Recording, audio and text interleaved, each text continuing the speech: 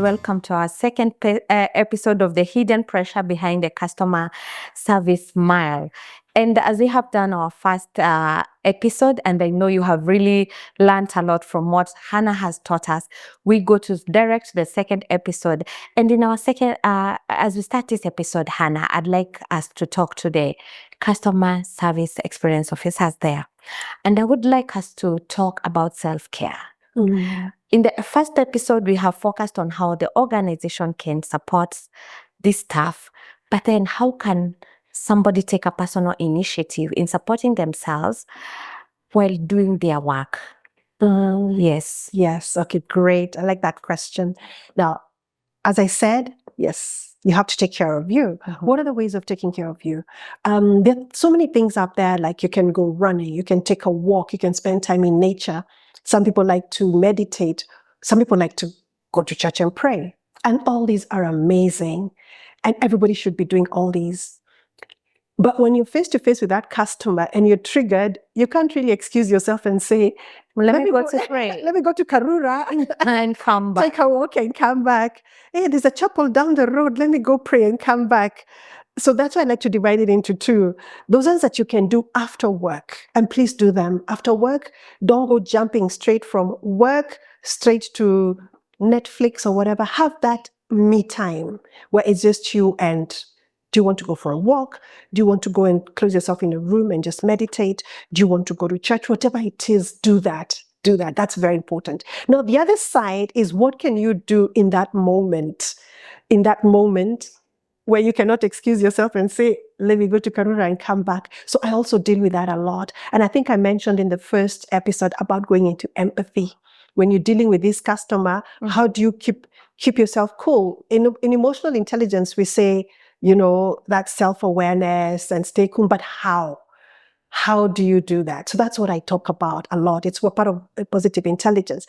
And I talked about screwing into curiosity. What can I learn from this situation? This doesn't look like a good situation, but let me not twist this moment. So you're looking at the customer, they're so mad, but in your head, you're getting excited about the lessons that you're going to take from this, and it works. When you start to get excited, like, what am I learning? What is this teaching me? Mm-hmm. Go into empathy. Imagine the two of you as two 6-year-olds in the playground. You haven't been touched by the pressures of life, because 4 or 5-year-olds, they don't know the pressures of life. You watch them today, they've got no idea what's happening in Iran. Yes. So go into that. Imagine the two of you in a playground, just making friends, going to stuff like that. Then, of course, you start to ask yourself, there's something we say in positive intelligence where you start to look back. Say, at the end of my life, when I'm in my 80s, how do I want to remember this? Do I want to remember this as the person who made me punch them in the face and lose my job or whatever? Or do I want to remember this as a situation that I used to turn this customer around from, you guys don't know what you're doing, to, I'm so sorry that I was so triggered and what I said to you was not right. And then also ask yourself, moving forward, if this situation comes up again, how can I deal with it? Yeah. So going to that curiosity at that moment, that is also part of self-care. And there's something very powerful that when I teach people on, they say that really, really works. It's where you start to look around when you feel like you're just so triggered and you want to scream back. Start to look at things around you. Okay, Phancy's glasses, Phancy's earrings. Oh, You get a distraction. Yes, it's distracting your brain from wanting to scream back. Yeah. And I've had situations where customers are looking at me like, what's wrong with her? She's not screaming back. She's staying so calm, because I'm using all those to calm myself. And I think I told you when I trained you guys, I told you about a friend of mine who used to have a verse that she used to repeat, I can do all things, I can do all things, I can do all things. That is also part of self-care, because you're shifting your mind from going into that place where you're so stressed. And of course, when stress reaches a certain threshold, you start to sweat, you start to shake. Your heart rate goes up, your blood pressure goes up. You don't want that to happen. So those are things that you're using physiologically to keep yourself grounded and focused on, I'm not going to be triggered. I'm not going to be triggered. I'm going to be the adult in this argument. And even I'm going to hold on to power. Yeah. I always say, when you're staying calm and the other person is getting angry, you're actually the one with the power. They've been triggered, they're off like a rocket. So hold on to that power of yours. Don't give up your power. Don't give away your power. Yeah. I love that. Tunataka power. And you have power. No.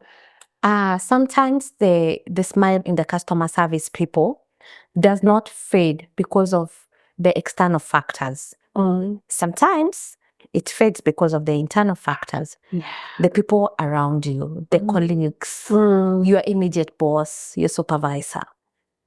You know, what can you tell, the customer service people, or actually anybody where you are working with other people and it becomes hard to, to keep on relating to each other. And as a result, you end up not even being happy or what, you imagine showing up every day in an office where you don't want to see those faces. Yes. But still, you are expected to smile. Yeah. So what do we do in such a scenario? Oh, wow. Yeah.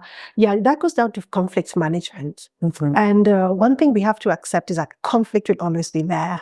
Even in families, your brothers and sisters, even your children, you've heard of sibling rivalry, and they come to shtaking. This one is shtaking the other one. So conflict is part of life. Yes. And at the end of that conflict, even with your children, when you sit them down after the conflict and you get them to talk about their sides of the story, you find that even their friendship might even be stronger, because it was resolved. So conflict is only bad when it's not getting resolved, or when we're trying to hide our what is that saying? An ostrich with a head in the sand, and pretending that everything is, it's this fine, community. it's beautiful. Yeah. We're okay. We're okay, and we're not. We're not. Yeah. So number one, accept that conflict is part of life, and conflict is not necessarily a bad thing. Accept that conflict has to be resolved. It's like a circle that has to be closed, and it needs to be closed. So if it's not closed, is when it's left open, and then things get even worse. People start to dread even going to work. I know people who've left organizations because they just felt so disconnected after all the conflicts. So again, it goes back to the culture. And I cannot stop talking enough about culture. It goes back to the culture. The managers, are you keeping an eye on these conflicts? Are you resolving them?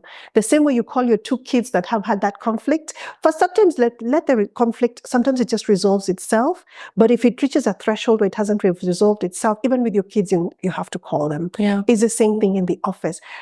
Not everything needs you to intervene. Oh, she came with cake she didn't give me, or whatever. Not everything needs your intervention. But then again, if there's a pattern, sometimes it's that one person. Everybody is complaining about that. If there's that pattern, it's time to take action. And again, sitting at the table. There's nothing as powerful as talking. Sitting at the table and getting things resolved. However, there are some people, you've called them, but the conflicts are still there. Maybe that's just their personality. So again, you look at the organization and you see, is there another department that this person is better suited to? Maybe they go somewhere where they're just in front of their computer with very little human interaction. Maybe that's their personality. So yeah, it goes back to saying maybe this is the right employee, but in the wrong place. And it's not easy. But yeah, just don't let the conflicts just keep going, and you keep hoping that one day they'll resolve themselves. Sometimes you do need to sit the two people down, the two people in a conflict. Also, the organization needs to have that culture of listening to each other. Because sometimes someone said, yeah, but even when you sit them down, that's even when they want to fight. That's when even they want to throw punches across the table. So let them talk. Sometimes just let them blow out their steam. I don't know if I mentioned this, but I'm a mediator as well, which is why I know that sometimes just let them blow up their steam. And then that's when you come back and you say, okay, now I've heard your side. So now let's talk about how we can get this resolved. How would you want us to move forward? How would you want us to move forward? Okay, Phancy, you've heard from her. Hi, so and so you've heard from her. What do we need to do? And if you're really, really patient, you'll find that eventually people will come to that middle ground of how to make these things work. But again, have that culture of it's not only your side that matters, the other person's side that matters as well. Yes. I actually talk to people and tell them, whenever you have a discussion and somebody has just given their point, if you really, really think that point was ridiculous, nothing is ever 100% ridiculous ask yourself, yes, it's ridiculous, 90%, but what's that 10% that's not so ridiculous? Then you explore that 10%. So you start to see the other person not as an enemy who never brings anything to the table. There's always something to bring. So but if somebody is saying, no, I don't like this person's point, ask them, yes, you may not like it, but what, if you really, really look at that point closely, what is that 2% that we can pull out? Then you see there's that collaborative attitude in the department. Have a shift. Yes, and things start to shift. Things start to shift. But again, it has to start from the managers, the people at the top. Yeah, it has to start from there. But you can't get people to talk, people to sit. A lot of times, even what we're seeing out there in the world is because nobody wants to listen to the other person. That's why the world is where it is today. But if we could get to that point where you think everybody has something to say, it makes a big, big difference to the culture and people feeling that they're still part of this community because they feel heard. Yeah. Wow, fantastic. I love that. And what can we say now in regards to this? I know this was not part of the interview, but I felt it could be important to the customer experience officers. Which are those skills you could tell them? Maybe despite what you have done in school, probably you could do these courses or you could seek these skills to make you a better customer service person. Yes. Maybe I'm biased, but the one skill that I think everybody should have is the people skills, which is what I talk about in my customer service course. And I think even when I trained your group, I did tell you about this group that I absolutely loved. And I still love until today. It's called How to Win Friends and Influence People by Dale Carnegie. And that's exactly what it talks about. That's a book, right? Yes, if you haven't read it, please read it. Yeah, it's a book that I recommend to everybody. And it was not written as a business book, but now many organizations do ask people to read it. Yes, yeah. Wow, I love that. Yeah, it's all about listening to others. Wow. Yeah. Now, before maybe we come to a closure of this episode, I'd like you to tell us more about what you do. I know you are a trainer. Yes. Personally, I know what you do. I've been a beneficiary, to sit under your wisdom. But it's good also you tell our viewers, what do you do? I also want you to talk about your book, which is We've Got This. So please expound that so that even our audience, anybody out there who may be struggling at a personal level, at an institutional level, and they know now this is the person to go to. Yeah, great. Yeah, as I said in the beginning, I am a trainer, I'm a speaker, and I'm a coach. So for training, I go into organizations. They call me in and they say, hey, we have this group of people that have said that they would like training on customer service. So can you come in? And I really applaud those organizations because there's some organizations that until today, Phancy, believe it or not, they think customer service cannot be taught. Why train them? They should know what they're doing. Yes. No, it's a skill that needs to be taught because it's actually a science. Customer service is a science. Yeah. That's why a lot of times when I talk about customer service in my training, I talk about the psychology behind everything. Don't just tell people to be nice. What is the psychology behind that? So yeah, I am a trainer. I go into organizations and train, and I'm a coach. I mentioned I'm a positive intelligence coach, and I usually like to focus on actually new managers. Actually when you're new, you've just been promoted to this position, and there's a lot on your shoulders because now when there are problems with customers, who is the problem going to be escalated to you? Yeah, sure. So those are the people that I like to coach. Though of course I can coach others, but I do like to coach people who have a team, and that team is constantly in touch with customers. They're actually customer facing staff.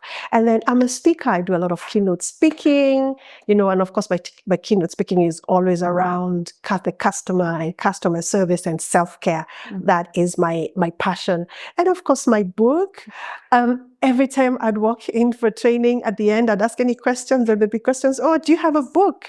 So finally, I said, what am I waiting for? Everybody keeps asking for a book. About time. So it's about time. Yeah. So last year, I actually wrote the book, and I called it Dear Customer, We've Got This, because I want people to go with that positive attitude of, I've got this. That's a customer everybody's dreading.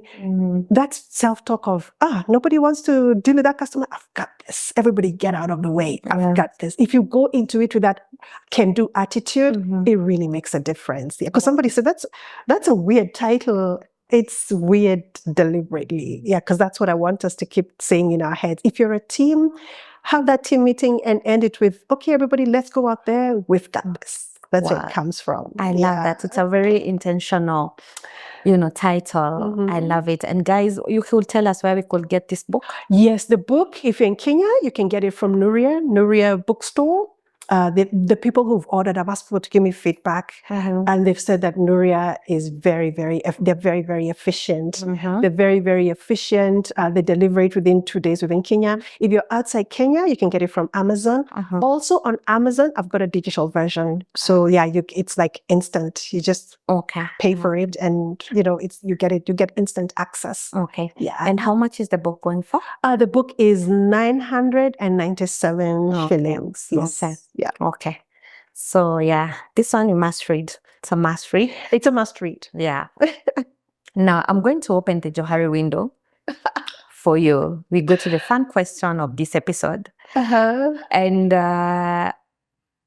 I'd like you to tell us something about yourself and nobody else knows. First of all, thank you for remembering the Johari window. You're a good student. Indeed, I am. You're a good student. When I talk about customer service, I like to use these very simple models that are very easy to remember. So yeah, so what I know about me that you don't know. Wow. What is that? The other, I love the countryside. Yes, I love to live in the countryside. I love being in nature. I love walking around barefoot in my garden. All that is part of self-care. Self-care is not always some big, I have to go to the gym. It's just taking off your shoes and walking on the grass and really, really feeling the grass. That's why I absolutely love the countryside. Wow. Yeah, go and talk to my plants. And that's very therapeutic, by the way. It is. Yeah, right. Sure. So, also, you've been in customer experience for a long time. Oh, yeah. I understand you. I remember well, you once worked even in an airline, right? Yes. Yes. So, I would like you to tell us an experience. Do we start with the good one or the bad one? Let's start with the bad one. What's that bad experience you've had in your workplace when you're dealing with the customers directly? Yeah. Incidentally, my worst customer service experience was also my best, if it's such a word. And I'll tell you why. We were on a flight, and if you're in a restaurant and you're working there and a customer is being, difficult, you can easily kick him out. When you're 37,000 feet, when you're 37,000 feet, you have to be with this customer for the next, if it's another 5 hours, you need to be with that 5 hours, to be with this customer for the next 5 hours. So this customer walked in, started to drink, started to get drunk, getting abusive. Just held our calm. We used to call it the cabin senior. I was the one in charge of that cabin. So all the staff, whom are they coming to? Escalating to me. So I'm going to him and calling us all sorts of names. And it was really, really, he got to another level. Now, what happens to an airline is that you can tell the captain to have security ready to meet the aircraft because this person has gotten out of hand.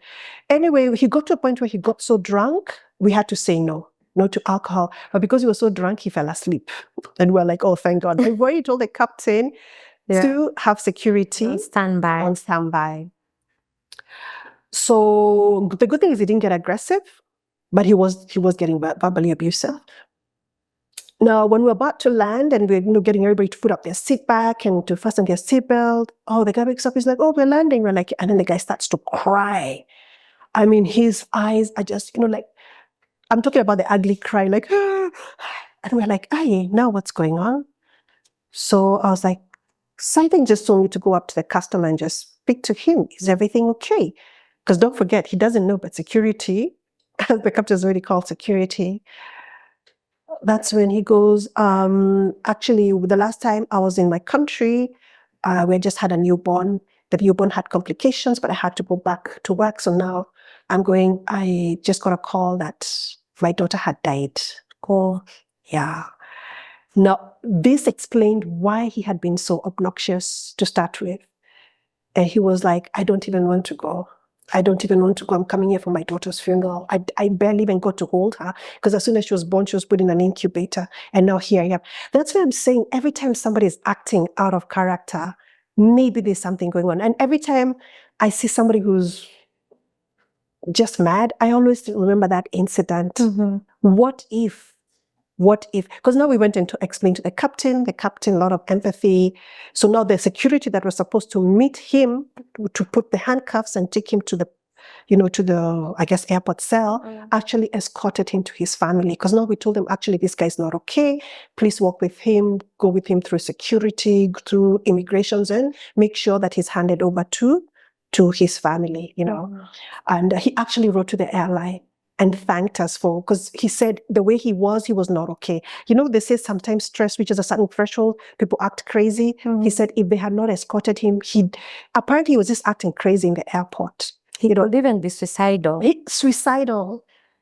People can do crazy things, So yeah, every time I have a customer and I'm looking at this customer and they just look obnoxious, I always remember that gentleman. Because we were judging him because of his behavior. We just thought this guy is just crazy. He wasn't. It's what he was going through. So yeah, that's why I always say my worst experience where this guy kept calling me names turned out to be a situation where the customer wrote back and said, flight number this and this. I remember there was this girl, this is how she looked like. And, I remember because I actually walked him over to security, but the captain had already explained to them and made sure that he was escorted through until his family met him on the other side. Yeah. So yeah, things can turn around. Yeah. Wow. That is moving. It was. Yeah, and I think it's also very good to be, to have empathy and to remember even our customers sometimes they are pushed, especially where I work, and maybe you're pushing a customer to settle a bill, and they feel, oh my God, I do not have this money, and sometimes they want even to tell you, I've not been servicing my bill because of 1, 2, or 3. I have a sick parent, they even passed away at the end of the day. And you can imagine now when you are hard to such a customer, it can just get out of hand. So thank you for sharing that experience. And it's something we can emphasize on. We need to show empathy, whether you are a customer or also you are because it also could be the officer experiencing something and just come in, just blow yourself onto them and they don't know how to handle you. Yes. I actually do this. I told you everywhere I go, I do observe the customer service. If I see somebody, everybody's smiling, but someone's not smiling, I've actually asked somebody, hey, is everything okay? And they're like, oh, no, I'm okay. But now they realize that they feel seen. Instead of just saying, why aren't you smiling? Why are you serving me with such an attitude? Just take time to ask, hey, I've noticed you're looking a bit, name the emotion. Something is not. Is everything okay? Is everything okay? And they feel seen because maybe the whole day they just didn't feel seen. It's just, where's my coffee? Where's my this? Why are you taking so long? Sometimes even the people serving you just need to feel seen. Yeah. There's a saying I remember someone posting on social media and saying, "Be kind. Everybody's fighting a battle that you can't see." You don't know about. Absolutely. So we are coming to the close of this episode as well. And you are very, very grateful that you found time to come and teach us about what is not spoken about. We normally just want to go and find people smiling, but we don't want to know the battles behind the smile and the pressure behind the smiles. So before we wind up, I have one question for maybe our audience. Would want to know. You said you train institution, but you didn't say whether you do personalized coaching. Yes, I do one-on-one coaching. I do one-on-one coaching. It's usually on Zoom where we meet. I like to do it for at least six months. Okay. Yeah, at least 6. Some people say, oh, I just need a session or 2. Let's at least do it for 6 months. Yes, so we can, because, with those 3 months, you've come up with the goals, what you want to achieve. If you don't have that someone working with you, or at least walking with you for the 6 months, usually I find that people tend to lapse back. Yes. That's why I like to do personalized coaching, one-on-one, meeting at least twice a month for at least 6 months. Okay. Yeah, that's what I do. How, if our audience wants to reach you, how will they reach you? Yeah. The best thing is on LinkedIn. I'm very active on social media on LinkedIn. Please go there, read the articles that I write. I put a lot of free customer service tips on LinkedIn. And otherwise, my email is hannah@hacyna, spelled HACYNA .org. O-R-G. Hannah@hacyna.org. Or just send me an email and say hi. Okay. Yeah. And in LinkedIn, how do we find you? Yeah, LinkedIn, my name is just my name, Hannah Karanja. It shows there Hannah Karanja, then you see customer service trainer. All right. Yeah. That is really nice to hear, because I know after this, our audience may be interested to reach you out and get to know, because I know we have not exhausted everything. There's so much we have not done. And I know they would want to learn more. There are people who feel I need a tailor-made training. So Hannah is the person to go to. So you want to add something? No, I was just going to say, and you've been a beneficiary. That's how I came here. Absolutely, I'm a beneficiary, and I'm also thinking I need to go further for myself. I love that. Yeah. So thank you so much, people, for watching. Thank you for coming this far with us. We really, really hope you have learned a lot. We really hope this will impact how you work going forward. We are not just going to be pressured behind a smile, but you'll give genuine smile because you have taken care of yourself. You are able, to take, so that, as Hannah kept on saying, we can't pour from an empty cup. So take care of yourself so that you are able to take care of your customer. Until next time, I've been your host, Phancy, and please don't forget to like, to subscribe, Phancy Talk Show, to follow us on our social media platform, Phancy Talk Show, on all our handles. And you can reach us on our email as well, Phancy Talk Show. If you have anything to tell us, if you have a story to share with us, you're welcome. Subscribe, like, share, and don't forget to give us a thought on the comment section. Till next time, bye-bye.